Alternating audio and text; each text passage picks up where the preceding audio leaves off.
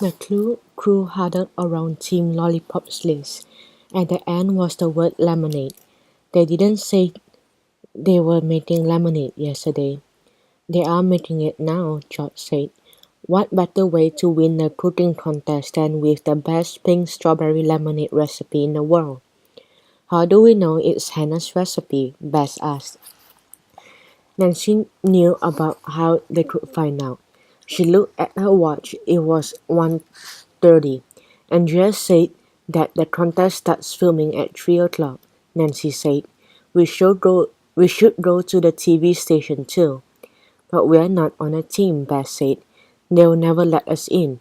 My mom is the caterer and works with lots of chefs, George said, her eyes lighting up. Chef means chef's hat. Chef's hat, huh?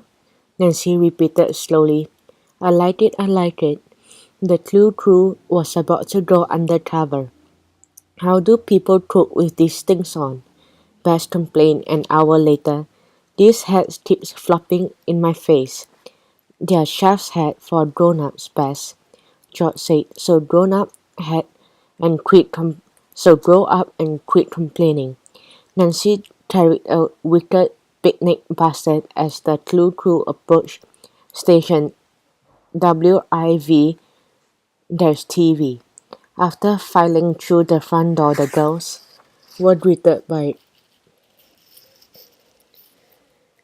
a guard. Her last name was embroidered on her jacket. Brown. Can I help you? Miss Brown asked from behind her cheek. We are here for the Ready Set Cook show, Nancy said, flashing a big smile. That's why we are dressed like chefs, Bess explained.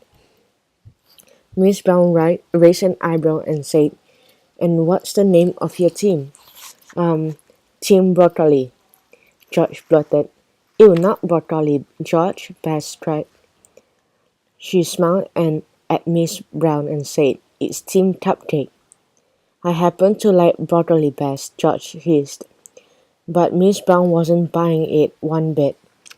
If you're Team Cupcake, Miss Brown said, why do you hats read Louis Fane Catering? Gulp. Nancy, Bess, and George rolled their eyes up to their heads. They hadn't thought of that. Because it's good advertising for my mom, George said. She's a caterer. Bess stepped forward. She pointed to the picnic basket in Nancy's hand. Excuse me, Miss Brown, Bess said. We have ice cream in here. If we don't get to the studio soon, you'll have a mint chocolate chip puddle on your floor. Nancy tried not to giggle. Her basket was really empty, but Beth's idea seemed to be working. Okay, Miss Brown said, pointing down the long hallway. Ready, Set, Cook is shot in Studio B. Thank you, Beth said sweetly. Nancy, Bess, and George raced down the hall to the door marked Studio B, but when they stepped inside the studio, it was dark and empty.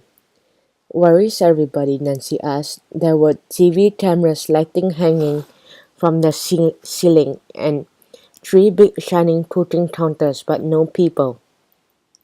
It's better empty, George said. Now we can look for clues without anyone knowing. The Clue crew headed straight for the cooking counters.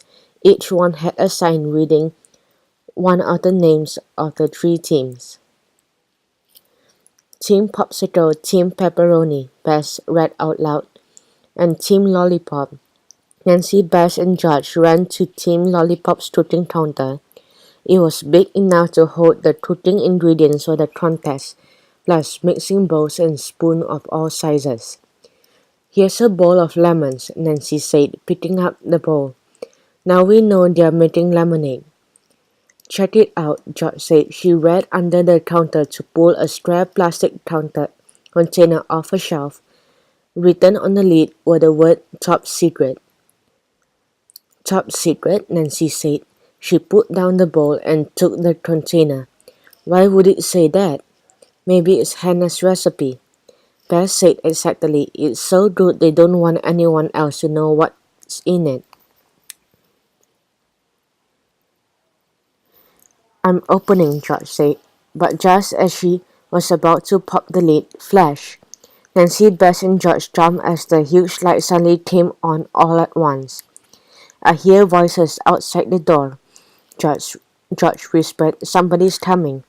The girls didn't want anyone to know they were snooping, so they ducked under the counter seconds before the studio swung open. The counter was big enough to hide all three dolls and their basket underneath. Carefully the girls peeked out.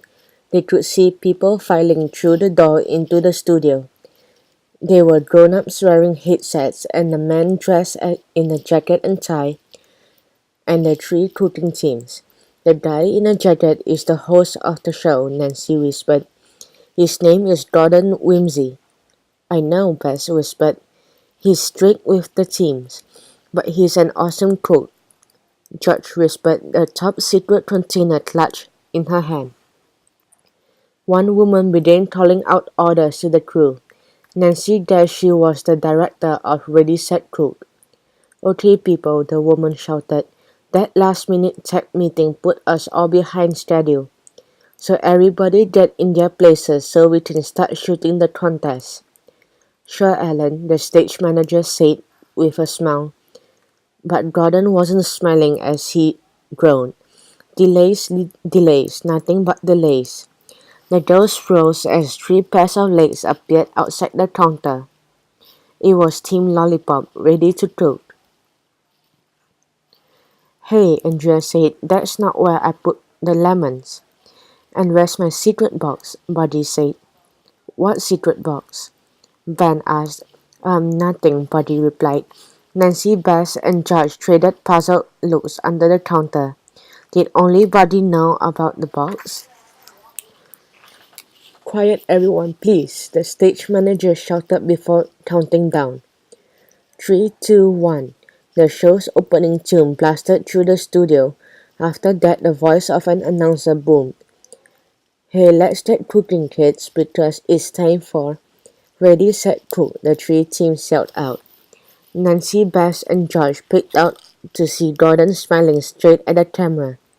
I'm your host, Jordan Whimsy, Gordon said cheerily.